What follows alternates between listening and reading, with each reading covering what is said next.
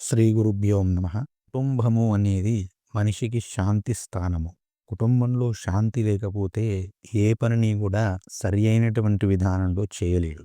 కాబట్టి కుటుంబంలో శాంతి కోసము, కుటుంబ సభ్యుల మధ్య ఐక్యత కోసము, కుటుంబంలో సంపదలు వెల్లివిరియడం కోసం, లక్ష్మీ తత్వము అనేది ప్రగాఢంగా ప్రకాశించడం కోసము ప్రతిరోజు కూడా పరివార కైలాస మూర్తి ధ్యానము అనేది చేసినట్లయితే విశేషంగా యోగిస్తూ ఉంటుంది.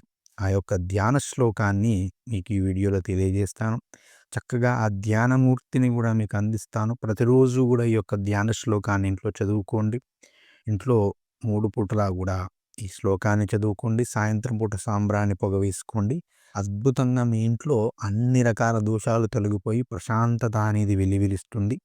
పాజిటివ్ వైబ్రేషన్స్ అనేవి వస్తాయి. ఏమిటి ఆ ధ్యాన శ్లోకము అంటే, శ్రీమన్మహాదేవం సదానందం ప్రసన్నం గిరిజారమణం శుభధానం శాంతరూపం గణనాదం వక్రతుండం ప్రథమవంద్యం షణ్ముఖం శక్తిధరం బాలరూపం సుకుమారం నందీశ్వర సహితం సకల పరివార సమేతం వందే సర్వలోకేశం శైలేశ్వర స్వరూపం శ్రీమన్మహాదేవం సదానందం ప్రసన్నం గిరిజారమణం శుభదానం శాంతరూపం గణనాథం వక్రతుండం ప్రథమవంద్యం షణ్ముఖం శక్తిధరం బాలరూపం సుకుమారం నందీశ్వర సహితం సకల పరివార సమేతం వందే సర్వలోకేశం శైలేశ్వర స్వరూపం అంటూ ఉన్నాడు. ఏమిటి దీని యొక్క అర్థం అంటే, ఎల్లప్పుడూ ఆనందంగా ప్రసన్నంగా ఉండేవాడు, పార్వతీదేవికి పతి అయిన వాడు, శాంత స్వరూపుడైనటువంటి వీడికి నమస్కరిస్తున్నాను అంటూ ఉన్నాడు మొదటి పాదంలో. అంటే ఇందులో మనకి ఏమి తెలియజేస్తూ ఉన్నాడు, ఇంటి యజమాని ఎలాంటి కష్టాన్నైనా కూడా ప్రసన్నమైనటువంటి ముఖంతో తీసుకోవాలి. ఆయన చిరాకుతో ఎప్పుడు విసుక్కుంటూ ఉంటే ఇంట్లో శాంతి ఎక్కడి నుంచి వస్తుంది? కాబట్టి ఆనందంగా కాస్త గుంభనంగా ఉండాలి అని చెబుతూ ఉన్నాడు. గుమ్మనంగా ప్రసన్నంగా ఉండాలి. పార్వతీదేవికి పతి అయిన వాడు శాంత స్వరూపంతో ఉండాలి.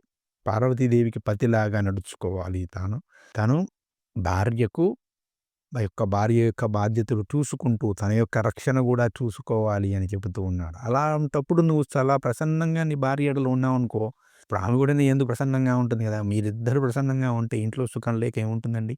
అదే విధముగా వక్రతుండం కలిగి అందరికంటే ముందుగా పూజలందుకునేటువంటి వినాయకుడికి ఎప్పుడైనా కూడా చలాకీగా ఉంటాడు. 6 ముఖాలు కలిగి శక్తి ఆయుధాన్ని ధరించినటువంటి సుకుమారమైనటువంటి కుమారస్వామికి, అదే విధంగా సేవకులు అయినటువంటి నందీశ్వరుడితో పాటు సకల పరివారంతో కూడినటువంటి ఆ కైలాసనాథునికి నమస్కరిస్తున్నాను అంటూ ఉన్నాడు. ఆ విధంగా సకల పరివారంతో రోజు ఒకసారి కూర్చొని చర్చించుకుంటూ ఉండాలట. సాధక బాధకులు ఏమిటి, ఇంట్లో ఉన్నటువంటి అన్నీ కూడా ఒక 10 నిమిషాలైనా కూడా అలా కుటుంబ సభ్యులందరూ కూడా కూర్చొని ప్రసన్నంగా ఒకరితొకరు మాట్లాడుకుంటూ ఉంటే ఇంట్లో ఎందుకుంటుందండి?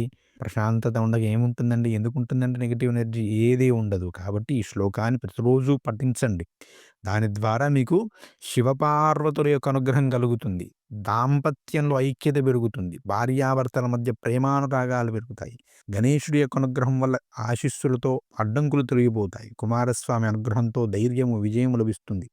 ఎలాంటి సమస్యలనైనా సరే ఎదుర్కొనేటువంటి మానసిక ధైర్యం లభిస్తుంది.